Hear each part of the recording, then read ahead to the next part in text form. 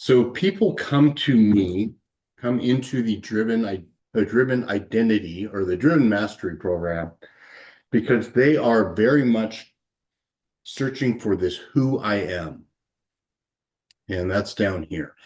And that this who, what driven is a um, different brain structure that does not support a farmer's brain's identity. And so as children, we are taught that we should know who we are. And this individuation from our parents, we are in this constant state of trying to say me, not me. And that is how most identities are formed. And so when we are born, and this is captured well in one of my YouTube videos. In fact, the most popular YouTube video, really about how the sense of identity is created.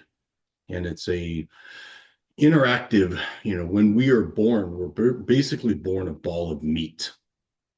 And we are completely dependent upon our mothers and our parents or our tribe to keep us from getting eaten by saber-tooth tigers or anything else that could even big an eagle could come and take us.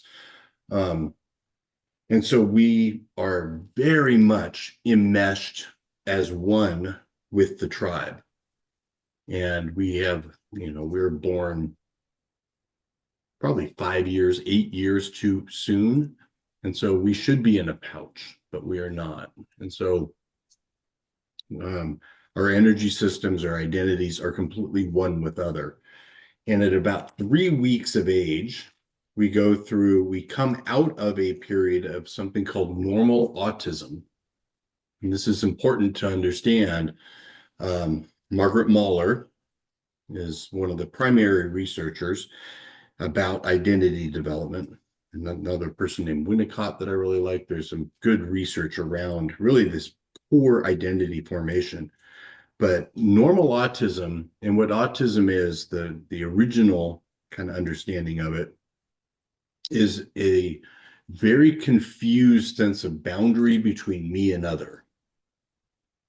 And so literally, when we are born, we can't tell if something is a threat or a danger or a discomfort is coming from inside of us or outside of us.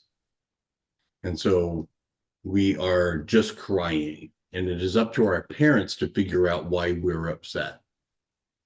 And at about 3 weeks of age, we start to come out of normal autism, because when we figure out that hunger makes us upset, makes our central nervous system dysregulate, here comes a giant boob.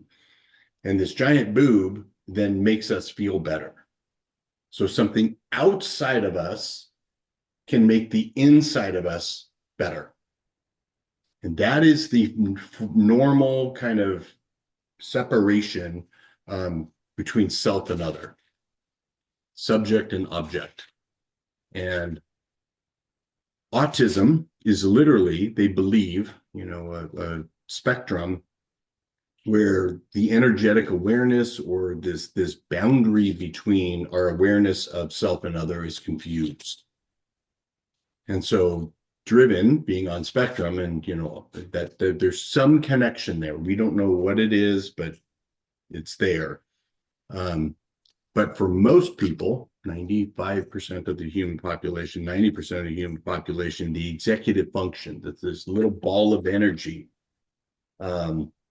is a linear machine that tells us very simply that me, not me, is very clean.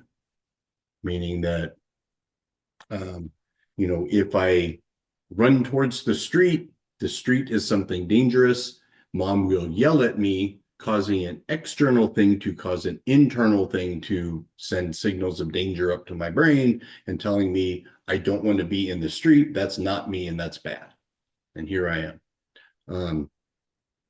But drivens, for whatever reason, we have this executive function deficit, which is the defining feature of ADD and ADHD. And so, this who I am. And so The identity piece is really the foundation of what I do is change people. So driven mastery is a process of discovering what we are. That really is. And it takes time to do that. But when we are at this walking into us, the identity is very confused. And, that yeah, I don't say it, but these practices, our behaviors, our routines in this world are largely chaotic. And what we're creating is a bunch of fucking chaos. And so our identities, this circle, and here's the butt crack. What we're pooping out is this big identity issue of shame. Because of our practices and what we're creating, what we poop out there is chaos and unstable. Because of our identity is so confused and full of shame, we are impulsive and chaotic, is what we're pooping out. So that is really the result of not being in a driven mastery program. This is the issue, is our world is full, our identities are shameful, our what we're creating is a bunch of chaos and unstable, unpredictable outcomes. We sabotage a lot. And that's because we have this impulsive, chaotic behavior. Love the definition of chaos because I think that's, people looking into my world, looking into my brain, they go, "Wow, you're all over the place. You're chaotic." But honestly, to me, it makes sense. I see the order in my world. Is that a fair comment? Very fair, because we have this thing called hypofrontality. So the missing frontal lobe is not the missing executive function in the left prefrontal is, an underactive or hypofrontal cortex is actually not accurate. We have a very active frontal lobe, but it's on both left and right hemispheres. The left is more logic and rational, where the right is big picture, abstract. And so, as I always joke, a farmer sees the world as a series of logical sequential steps. We see the world as one big ball of opportunity. Then our left hemisphere can put lines and structure to this chaos, and that's why non-tangential people drive us insane. It's like we drive them nuts because what the fuck are you talking about? How is this connected to water polo? And you're like, fuck, why can't you see? It's It's right and so there. right. And so they literally have a different world. But what this chaos and instability and impulsivity creates is a very diffuse, whacked out identity. We don't know who we are. We're Da Vinci's. We are all over the map. We are good at 18 different things and masters of most of them. I mean, we are really, but it requires this focus, and we only focus on things that have a dopaminergic reward to them. They excite us. They make us interested. And so, as a farmer looks at us, well, it's impossible for this person that's presented in this to survive in this farmer logical W2 sit in a cubicle fucking world. And, we look at them and when, that's one of my favorite theories around driven is that we are really the ones waiting for the next ice age. We're waiting for the world to become non-linear again. And, because of the Gutenberg's printing press on steroids, the cell phone and internet, and this rapidly changing world with AI, we are designed for the world that's unfolding in front of us. And so, the sheep, wolves, and shepherd book is so important because we we are the ones who are going to bring order to the new rapidly changing world. But we have to do that in a very practiced way. And so other comments, questions. This is the before. Yeah. And I think, based on the shame, I just like to point out we hear a lot of things like, why can't you sit still? Why can't you focus? you need to focus on this thing or you need to finish that thing. I think I hear a lot of, oh, why didn't you finish that? And it's like, because I got bored with it. I figured it out and knew the outcome already, so why do I need to follow it all the way through to the end? And it is literally this farmer's world, and they mostly build their identities out of their practices and their routines. They are butchers and bakers and candlestick makers.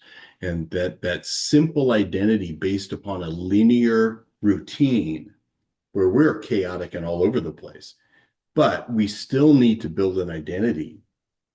And so most of us, and what identity is the most consistent thing in our worlds. And the most consistent thing in a driven person world is this feeling or experience of not enough, boredom. And so, And would it be fair to say that practice, I'll use that in air quotes because I know there's the mastery practice and then there's the practice that we all do, but it's an accumulation of, childhood observations, childhood trauma, well-meaning farmer brains telling us things. The chaos comes because we don't know how to manage our brain. Is that fair? yeah, very fair. Okay. We it is literally a Ferrari. And so the most recent research, when I wrote Driven, they really didn't have the functional MRI to the point where you could observe this default modal network. And the default modal network is basically the operating system of the brain. So you have all the parts and pieces, the hardware, general areas of, brain parts that are associated with certain things. But then you have the thing that's connecting all of those parts, and that's the default modal network. And we, as drivens, have 3 times as many brain parts connecting at the same time and operating. Literally, we have 4 times as much electrical activity going through our heads. So if you think about, it's literally DOS 2.0 versus ISO 19. I mean, it's just two completely different Yeah. operating systems. And so when God bless them, a second grade, third grade, fourth grade teacher with a, a operating system not like ours looks at us, they don't understand what the hell is going on. We look at them, stupid, slow, and lazy. We look at them like, why can't you understand the complexity of what I'm trying to explain? Yeah. Well, you spelled it wrong. And it's like, well, I That's did, what but we're don't focused you on is the understand why spelling. it makes sense to spell it this way? It's just, but it leads to this feeling of being outside the herd. Yeah. I remember where I started. We are so herd dependent that we need to feel like we fit in with the tribe. And Well, so with the imposter syndrome, we wind up, chameleons. yeah. I'm just thinking out loud, Doug, that language is part of our newer brain. So we're probably like we think in ideas. Like I see the abstracts, I understand the connections, but ask me to explain it, and I come across sounding like a babbling idiot sometimes. Is Yep. that part of the structure of the Well, we're brain? so tangential in making these connections, from it's trying to explain a three-dimensional model in a two-dimensional way. Yeah, with a And just two-dimensional vocabulary. with to a two-dimensional brain, Yeah, the second you're like, I mean, where do you even, you start talking about, and we're in ninth, 10 dimensions, yeah, color and texture and all of these things, not only the linear of it, and so they just look at us like we're whacked. But, my experience, and once I got into statistics and high order math, I was seeing variance in my head. I could see the, math in 3 dimensions. And how the hell do you see it that way? And it's like, that's the only way I can make sense of it. yeah. And then you Well, apply numbers to it. Oh, okay, I get it. And then, but trying to, explain that to a linear person, and you have these, some people just did not get statistics, where to me it makes complete sense. Well, it's funny, Doug, because myself and both my boys, the teachers say you need to show your work. It's like, but I know the answer. Why would I show my work? Like, It's you need well, to see my work, but I don't need to show it. There's a yeah, well said.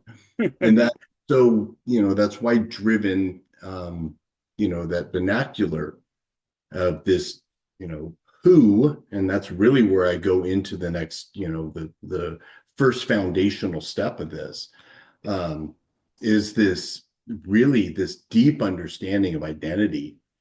And this first, kind of core tenet is a, rather than a who I am, it's a, what I am. And again, the who I am is the shame, where the what I am is a rational binary. Yes, no. You are a mammal, period. And what you look at what's happening in our society where there's more than one gender, and it's like, what the hell are you people talking about? Because you're applying your trade. It just makes it's nonsensical. And it's literally nonsense. And so this is so important for our brains to really understand this binary identity. And once you get that, once you have this, and I circle okay here because that is the most important component of really knowing that you got these foundational principles of what I teach, because I am a mammal and I'm okay with that. Because then once you add judgment or well, I'm not a good one, a bad one, all of a sudden it becomes this who again. And so getting rid of the word just okay usually takes a while. Well, I'm just okay, which is the application of our drivenness to this binary thing. And so when we can really understand that I am an animal, period, and that's okay. That is a foundation for everything else that we build on. Makes sense to you? It does. And I think that just that rephrasing from who am I to what am I know that was a big thing for me reading the Driven book. But it was also understanding, I'm a mammal, I'm different, not broken. Taking away that judgment was huge. Yeah. And that frees us from this shame Yeah. and, frees us from the emotion. And once you can foundationally get that, then you can move on to the second one about how I function and how all mammals function. And this is the monkey and the elephants, and this is the, um, you know, what I am is a mammal. I am driven. So, yes, I am different. And we're all different. There's 8 billion central nervous systems on this planet, but how different drivens are, and even as we're finding out, within the drivens, there's different. And so I am different. And then that jump has to be, I am also okay with that. And that's I say that to everybody all the time. You're a monkey and you're driven. Well, I don't want to be. It's like, who gives a shit? This is what you are, period. Yeah. And this next piece about how I function and the monkey and the elephant and the observer, this tri, Godhead is really what it is. This tri understanding, this, what do they call it? The triune brain. It's a triune understanding of identity, of really what we are. And so the monkey and the elephant and how I function is the basic biology of the limbic system pinging the radar that creates the unconscious. The neocortex, the monkey mind, is a problem solver. And they're trying to solve problems. And emotion is very simply an ability, it's the attempt to predict the future, is why we have feelings.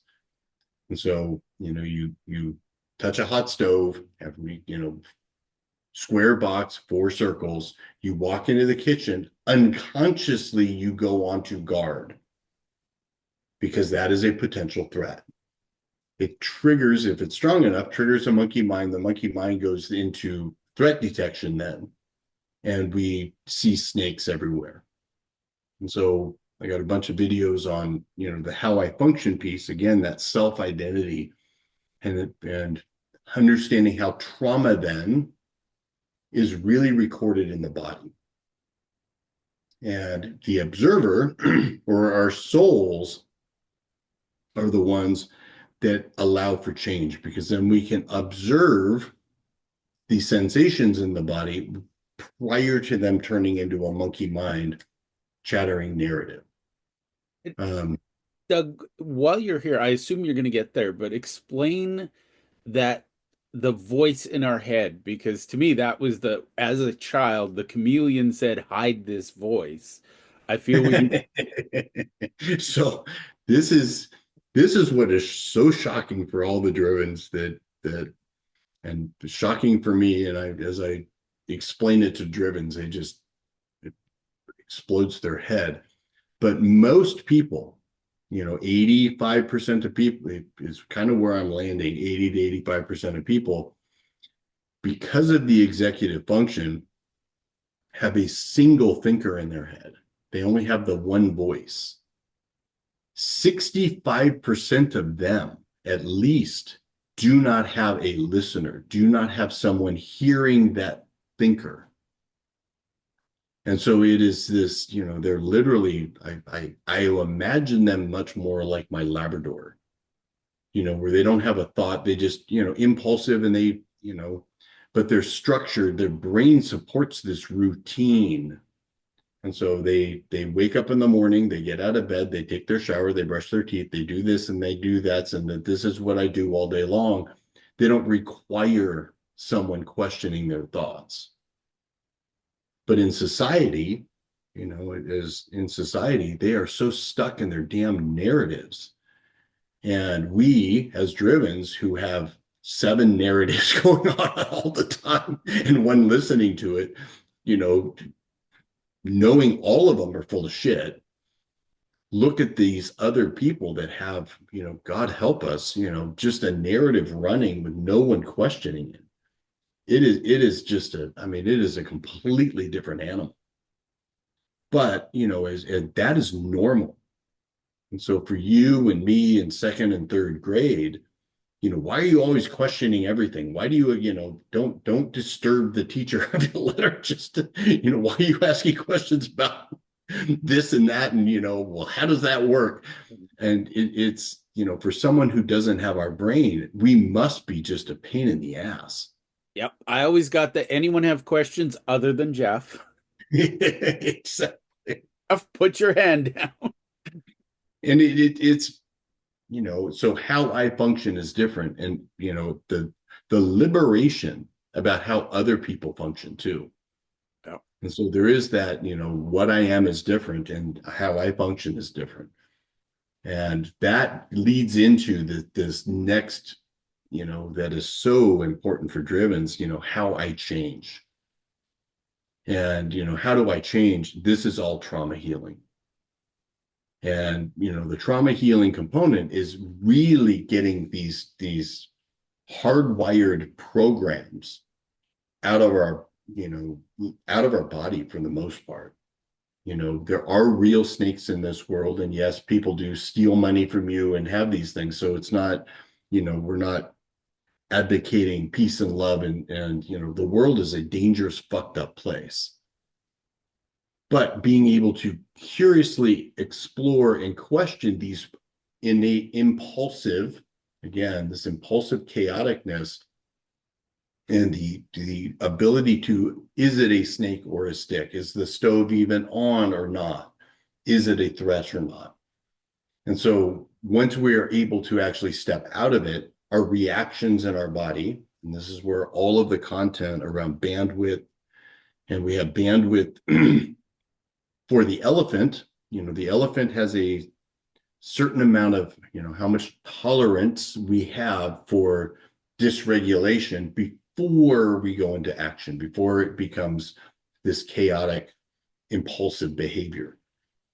And so there's also bandwidth in our soul. And that is what really the Driven Mastery program is all about.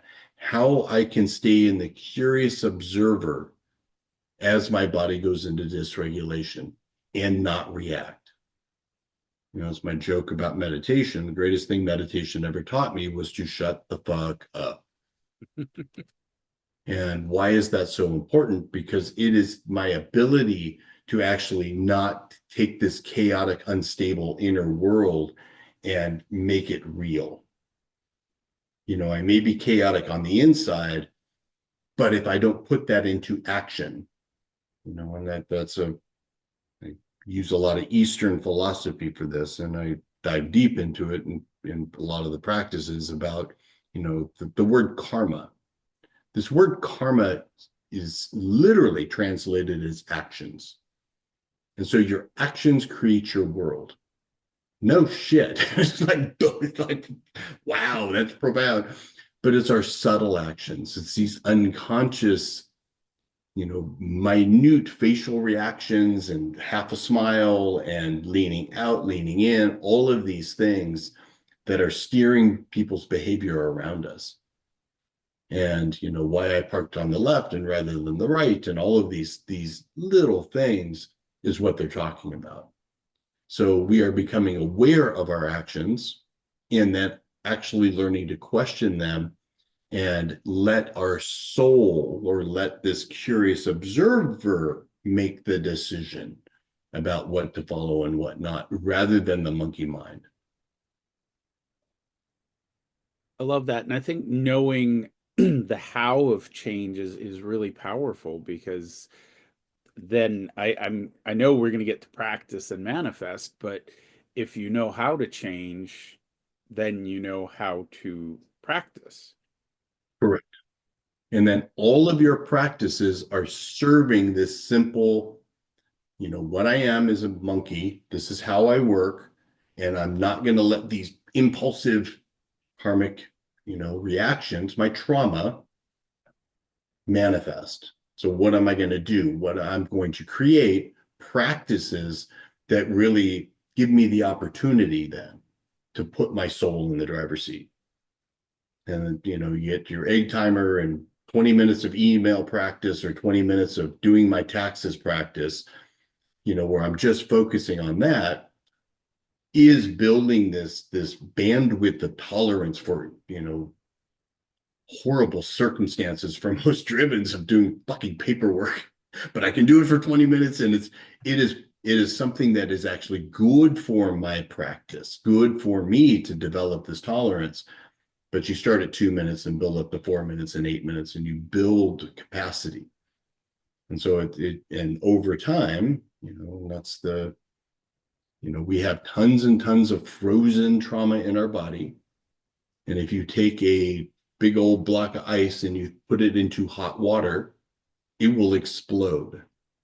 And so this concept of titration, where you have a big vat of acid and you put a equal parts of base with it, it's going to. And so we take a little bit of base, a little bit of practice, and we drip it into this acid, and it bubbles, and then comes bubbles, and then comes bubbles, and then comes. And so we're slowly, and that's better has no finish line. This is a mastery for life. And it's another joke I always say, if you can live in the observer all the time and fully embody the observer and be authentically present in no matter the circumstance, you're called a Zen master. Good fucking luck. Have some kids. Go to the mall and go stand behind fat people as they're walking really slow and tell me how much Zen you have. Because drivens in a farmer's world is not easy. Yep. I think the farmers were put here to give us time to practice getting back to Zen. No, this is, yeah, there are many people alive today because of my practice. That's so getting into the practices. You ready to kind of jump to the next? Yep. All right. So getting into the practices, the number one thing that we have to understand as a practice is this concept of locus of control, of really ownership, that the world is not happening to you. You are not a victim. But we are also, because of this shame piece, most drivens are way too high in their locus of control. We think everything is our fault. And our monkey minds, then, our multi thinking monkey minds can jump in and come up with 37 things that I did wrong. And it really is ultimately my own fault. And ownership of your life, that this is your life. This is not practice. Today is not preparation for some other day. This is your life. You're living it. And that ownership, and I love Jocko Willink, extreme ownership, where you own, and this becomes very important for my entrepreneurs and CEOs that, ultimately, and fathers, ultimately it comes down to your responsibilities, to lead. And if you are the leader and, things are going awry, it is your fault. And as I am able to take ownership, this wonderful word called integrity, integrity is a core tenet of our practice. And integrity means wholeness, that I'm able to fully see how I created my life. Well, Doug, I actually read an article, and it was one of those new age, so take it with a grain of salt, but they said literally you can't succeed. They studied success, and if you don't take ownership of everything, you can't possibly succeed because you don't see the need to change. Right. And that is excellent point. Excellent point, because it is, what is my part in it? And that is, kind of the conclusion of this. How do you know you're actually in ownership? Is, as I always say, the you come to this profound realization that the only problem you truly have in this world is yourself. And that's an annoying observation, which, But that is true. but it's freeing. But it's freeing in the sense that I can do something about that. The And I first truly time have the power and the efficacy to do that. the first time somebody gave me that insight, I was like, fuck you. I am I am not to blame. Life happens, blah blah blah. I can't control what happens. But after I met you and I started observing, I was like, oh my God, this is freeing because and with the observer, you can see the things that I must take ownership of, and then there's things that I can't possibly, I can't control. Let's talk about the U.S. election here for a minute. I can't control whether the Americans vote for Trump or Harris, but I can control how I feel about it. Right. And I think to me that was just like I And care. that right there is so important to understand, because we live in a biased world, Yeah, an attribution bias and self-fulfilling prophecy. We literally see what we feel. yeah, And so, and I get into the routine next, and I get into the meditation practices and all these things, but it's a stable central nervous system that allows us to actually see reality more clearly. And when we see reality more clearly, we have more efficacy or ability to believe we can affect the world. That is where, it's driven, that it's like, oh shit, get out of my way. I can do something about this. I can manifest, I can start to create a life that is very different than, a 9 to 5 job stuck in a cubicle somewhere. And honestly, my sense of righteousness was for 50 years my biggest source of shame because it was like, how come I'm not changing the world? Why am I not, I see this potential I have, and yet I see other people look at me and they use words like chaotic. My favorite is erratic. And it's like, am I delusional? And now I see, well, here's the things I can control. I can be righteous about the things I can control. Things I can't control, I don't need to waste my energy on being righteous about them. I Gene, can, this is a key piece going back to the identity and ownership. How does righteousness feel? And it's not a feeling. yeah, Righteousness and justice and all of these words are soul words, are actually names for God. God is just, God is righteous, God is, and that is, that this observer, and that's, you can't bullshit a bullshitter, but that is a soul awareness that somebody's trying to bullshit me. yeah. And it's not a feeling, it's not of the monkey or the elephant. It is a something bigger than me. And learning that is a step into really this discernment of being able to, how do I get rid of that? Um, this thing down. Um, it is a discernment of really that monkey elephant observer. And that steps into, this ownership that I am just, I am kind, I am loving, I am these things. And, I use that I am as the same one that Moses heard. I am that I am. It is that I am. It is the bigger I am.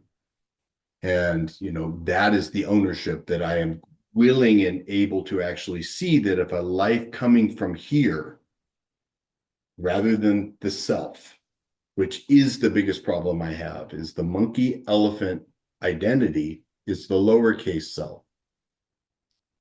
The bigger case, that capital S self, is the soul embodied. And that's really the punchline. That is the finish line for where we go. And if you can be always there, you're literally a Zen master. And having your elephant not want to step on people's heads is not easy. So Um, it's okay that my elephant occasionally wants to stampede. That's good. It's funny because I noticed the monkey elephant, you call it lowercase self.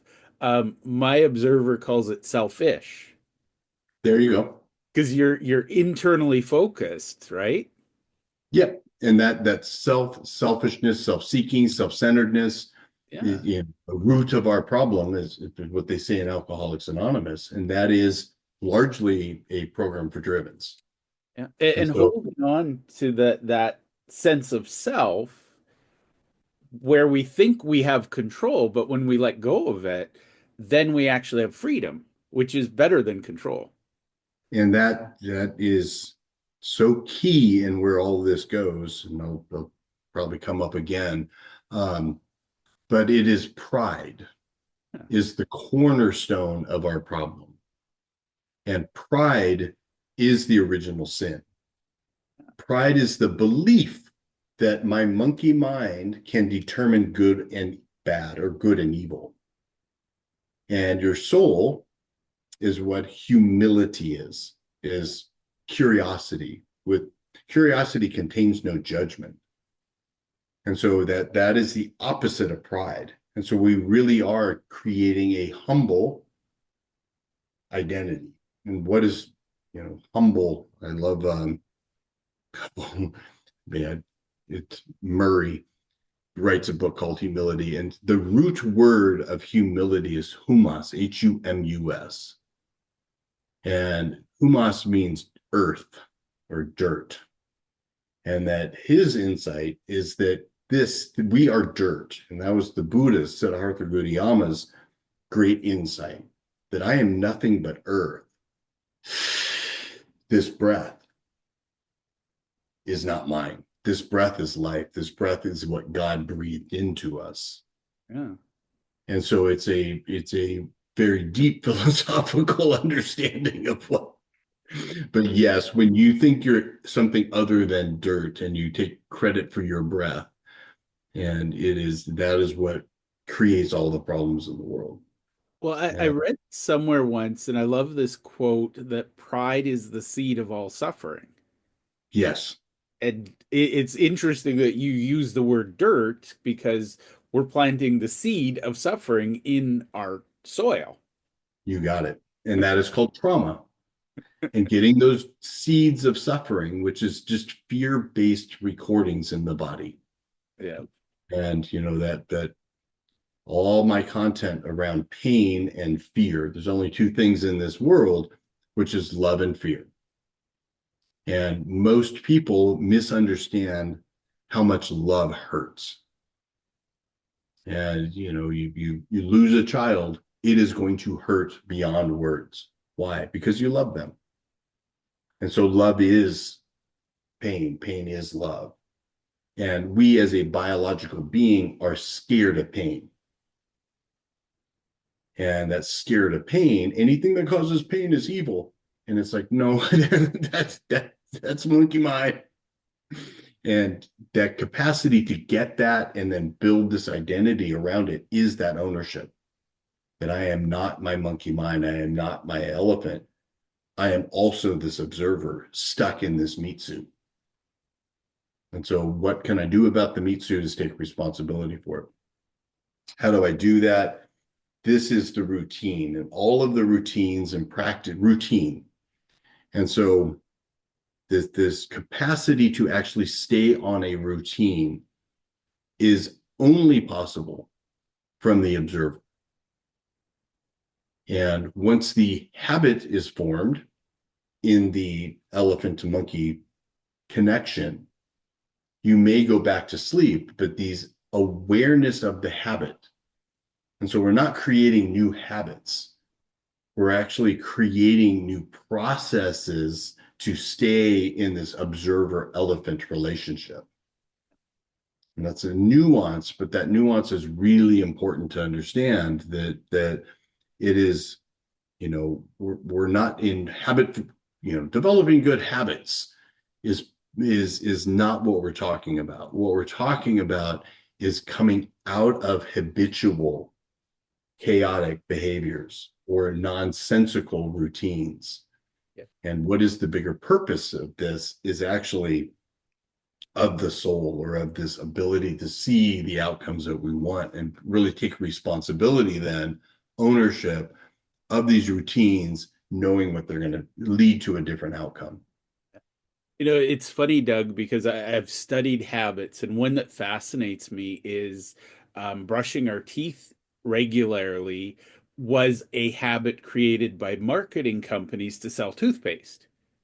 Now, it's a good habit, but the irony is we'll spend our time worrying about, which toothpaste should I buy, yet we're not doing the mental hygiene to clean our minds and our body. Exactly. Exactly. And so these routines, that foundational routine that I teach of 1 minute, 2 minutes of meditation first thing in the morning is there because we are most likely to be on autopilot. We're most likely to be driven by our cortisol in the mornings. And so being able to 2 minute practice, come out of that and feel the resistance. And that is the core, really, this identity when you wake up to the lowercase self is you feel the resistance, you hear the monkey mind, immediately rationalize, justify, or whatever, and you don't do either. You are freed from the self for that moment. And there is no resistance in the present moment, is the core, really understanding how we change then comes into this practice of routine directly across. So why we're creating this driven mastery mastermind, I don't even know what you call this. It's a wolf pack. And again, going back to what we are as an animal, we are wired differently. And I will go out on a limb with this because, and we will catch some shit about it, I'm sure. Um, but most herding animals, HERD animals, are wired from the fear-based system of the ventral vagal or the dorsal vagal system. And when a cheetah, when they get scared, they immediately go to selfishness and self-protection. Where we are wired, much more of our soul awareness, where we truly don't want to be alone in this world. And we have always felt alone, but felt misunderstood. And so we have to, it is an imperative to develop a wolf pack, meaning that we have other men, other people in our world that we experience them having our back. And that is core and foundational for how we change. Because when the traumatized animal goes into a pack of others that actually resonates with you, a spontaneous release of trauma happens. And we You mind feel this explaining? desperate need for, we aren't lonely, which is a body response. We are alone in our souls. And when that's why we walk into rooms, masterminds or whatever, and you meet somebody and it's like, oh my God, I've known you my whole life. That instant deep connection that Drivens can have is our souls are being met by another person that knows that aloneness. That's I was going to ask you to explain that because that to me was when I met you, it was like, holy crap. Where have you been? Like you've been in my life all my life, but where have you been? Because, Yeah. and finding that wolf pack is huge. And I have tried to avoid the hippy dippy my whole life. Um, that this I always joke, if anyone ever figures out they really have the soul figured out and they know the levels and the names and all of this crap, it's a cult. It's bullshit because it's like, nah, well, I read in this book. Yeah, and that was somebody else's ideas. Um, so I really encourage people to stay in that curious space of, not trying to understand. That's the joke I always say is, the greatest gift I ever gave myself was understanding that my monkey mind cannot not comprehend God or soul or what the hell is really going on here. I But just I got a can shiver. turn the I suspect most cult leaders are driven who went to the dark side. Just a hunch. well, that is very, very important, what you just said. I do use the word wolf pack because we are wolves. And what is a wolf is something that can prey on the sheep very easily. And we do. All my clients that were selling dick pills on the internet, and getting grandma's credit card, and basically she has to cancel the credit card to get rid of them fuckers.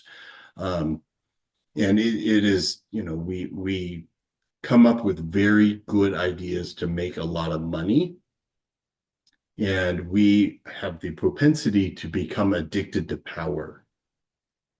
And Goebbels and Hitler, they are drivens. They are of our neurodivergent way, and they see how they can manipulate the masses to feed their pride, to feed their egos, to feed their monkey elephant small identities. And they can rationalize and justify it. Well, they're trying to make the world a better place. And Stalin and all the others that rise to power. And it's comforting to know that, as Bobby Kennedy has aptly said, when they turn on the lights to look at big pharma and big food, there isn't a central organizing evil mastermind behind it. It's a bunch of fucking cockroach driven assholes making a bunch of money on the slide. It's like a bunch of cockroaches running for the corners, when the lights come on. So, but it is, and so this driven mastery is really about people willing to work on their wolves, willing to go back to that pride thing. and, give up the original sin, give up this concept that, our monkey minds can determine what is good and evil. And, really using AI, that is what I think is going to happen is, we, as one of my clients, Steve says, who, Steve Destante, he says, it's the 2, 3 drivens in every single branch of government using AI to determine, statistically what's best for most. Yeah. And as Thomas Murray always says, that there is no good and evil. Everything's a compromise. And, what are we willing to compromise? And as AI gets better, we can really see, potentially what we are creating, but, feeding a bunch of people, addictive chemicals so you can make money. I mean, that's not right. I can't say it's evil, but it's not right, and that I can, so what is right? Well, how do we get more people healthy and live happier lives? Well, and Doug, That ironically, wolf in pack becomes we need each other because we will, we will get attacked. nature, the wolf pack is considered a keystone species because they balance the ecosystem. If animals are unhealthy, they'll remove the illness from the herd. You know, if Oh, that's interesting. Yeah, yeah, yeah. there was a big project in I want to say Montana, Alberta, British Columbia, because wolves were hunted into extinction, and they had to reintroduce them because it was leading to outbreaks of disease amongst deer, elk, rabbits, you name it. So, Yep. And it's I same thing needs to happen here, in this constant state of war, funneling billions of dollars into, Lockheed Martin and all the all the just military industrial complex is a bunch of drivens just trying to get rich and feel powerful. well, and I think it's safe to say that COVID was all about the enrichment of the few at the expense of the many. Exactly. And under the guise of doing it of what's best for most.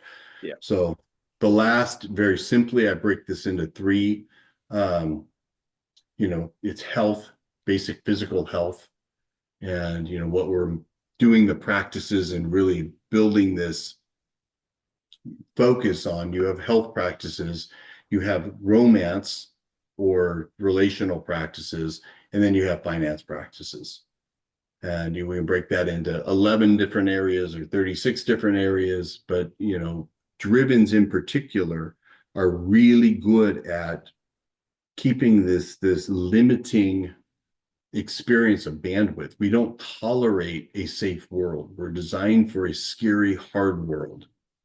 And so we may optimize our health, we may have an okay relationship, but our finances are for shit. I'm doing Ironmans, but I'm not making any money. Or the opposite, where I'm making, $1 million a month, my relationship's okay, but I'm 250 pounds, and I'm dying. So it's really this whole life perspective. What are we manifesting? And again, going back to how I change, it has to be one drop at a time, because lottery winners blow their worlds up. And so as we are able to, tolerate these good sensations in our body, we can then manifest more and more and more. Health is limitless, romance is limitless, and so is finance. This is the key part of it, in that identity, what we're selling is clarity, confidence, and power. And this clarity comes from the practices. And clarity comes from the stronger our soul is able to see reality. That's clarity. And that's a stable central nervous system. More importantly, seeing through our emotion. You can't get rid of your emotion, but seeing, if I'm feeling good about it, if I'm feeling bad about it, I have snakes and sticks. We never have self-confidence. We are not building pride. What we are doing, we have confidence in the practices. That is such a key concept that if I do the work, I take ownership of my part in it, I'm seeing my part in it, and I put new routines in place to catch this, I can manifest anything.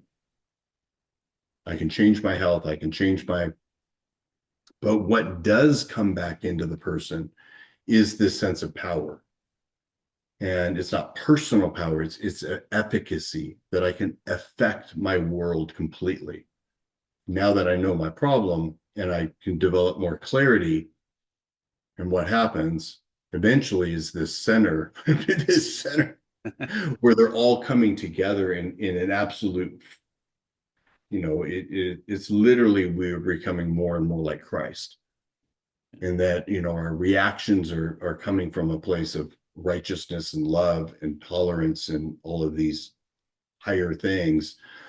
And we have the confidence that, I can build a process to create any kind of world I want. And I have the efficacy and I have the power to do it. Well, I would argue there's a stability there too, because you've built the foundation on the practices. Yep, It's not like, I don't know. I feel like sometimes I build towers of, it's like a Jenga tower and you're like pulling things out going, I hope it doesn't fall.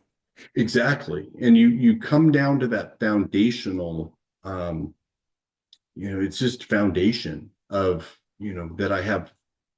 Well, as the Buddha says, the path, staying on the path as a rigid practice is not the point. You come back to the path.